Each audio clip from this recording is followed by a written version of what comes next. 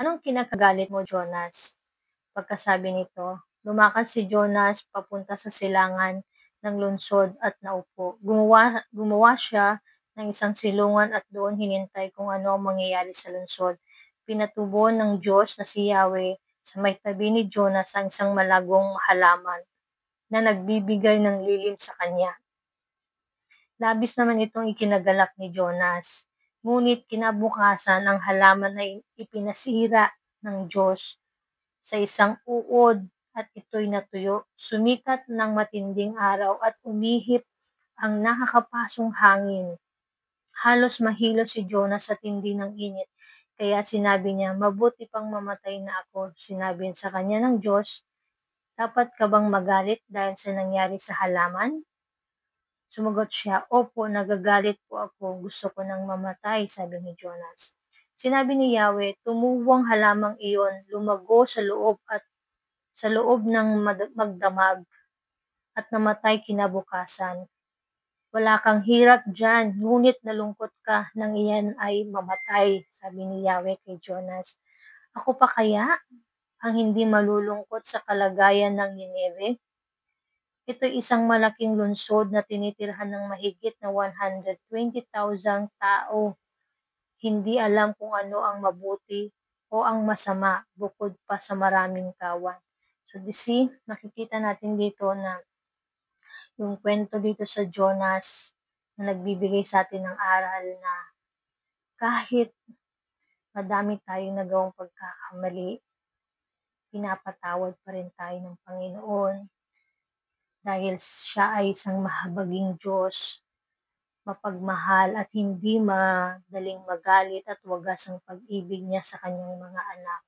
Kaya po tayo pong lahat ay dapat magtiwala sa Kanya at ipagkaloob natin sa Kanya sa throne of grace na lahat ng ating pagkukulang, kasalanan ay ibigay natin sa Kanya. Hindi natin pasan ang mundo. Siya yung magtutulong sa atin kung ano yung mga nararamdaman natin sa ating puso. Kung nabibigatan na tayo, kakaroon tayo ng mga kasalanan, humingi tayo ng tawad, nakakaroon tayo ng mga pagsubok sa buhay, hingin natin ng tulong ang Panginoong Yesus. Hingi tayo, i-surrender natin sa Kanya lahat ng nasa ating isip o nasa ating puso. So, humingi po ako ng konting oras sa inyo para manalangin po. Mahal kong Panginoong Yesus, maraming salamat po sa lahat ng biyaya na iyong pinagkaloob sa amin. Salamat po, Ama, dahil binigyan niyo po kami ng buhay upang mabuhay sa mundong ito, Ama. Ama, alam po namin, Ama, na may pangarap kayo para sa amin. May mission kami dito sa mundong ito na kayo po'y mag-guide sa amin upang matupad namin ang misyong ito, Ama. Kami din po'y humihingi ng kapatawaran sa aming pagkukulang sa inyo sa nagawa naming kasalanan sa aming kapwa, Lord God.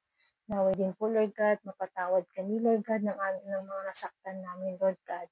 At pinapatawad na rin po namin ng mga taong nagkasala din po sa amin, Lord God Jesus.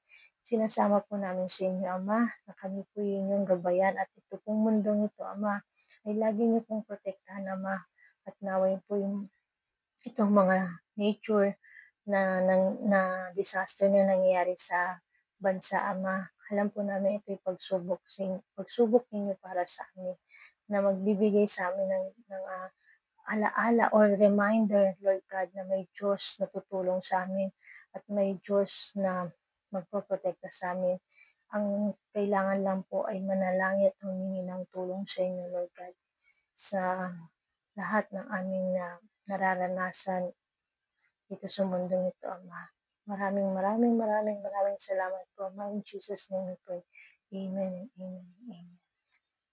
Maraming salamat po sa pakikinig sa aking kwento tungkol kay Jonas. Pasensya na po at hindi po everyday yung pag-share ko ng story. Salamat po. Ingat po sila. God bless.